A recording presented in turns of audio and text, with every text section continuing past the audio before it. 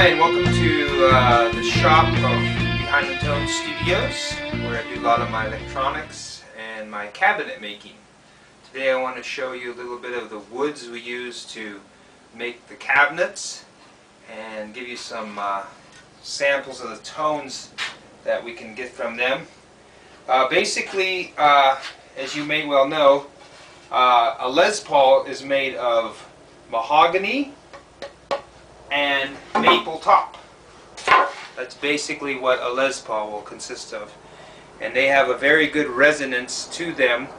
So I thought maybe it would be nice to have a Les Paul, mahogany and maple, play through a nice tube amp and then into a guitar cab made of mahogany and maple. And we'll give you some examples of that later on in some videos when we make some of our cabinets. As you can see here, here is a 1, 2, 3, 4, 5, 6, 7, 8, 9 ply piece of pretty good quality plywood. I have used this to make cabinets in the past, and most guitar cabinets are made out of plywood. And here's the tone that basically you get out of a piece of plywood. Just basically dead. And this is, like I said, now Baltic birch is a better plywood, and this is not Baltic birch, but that's just an example of a lot of the construction materials that today's cabinets are made out of. Some are even made out of MDF and particle board, which is the deadest wood you can get. Now, this here is a piece of African mahogany, and this is, I'm going to make two sides of the cabinet with this, and you can hear the tone that you can get out of this. You hear that ringing? It's a very low, deep ring. Now, coupled with the maple, which is a much more MIDI ring, you can get actually a pretty decent tone. That's what the Les Paul has. Hear that nice MIDI tone you're getting out of that? Some of the other woods that I work with is cherry. This here is what they call a veneer board. They take the tree and they cut as many veneer rounds as they can until they get to the core. And this is quite expensive and it's got a nice little tone to it too, but it's also known for its beauty. That's what it looks like when it's rough. Here's a picture. Here's what it looks like after planed it and glued it. And this side is rough, and here's the planed. It's got a nice ringy tone to it.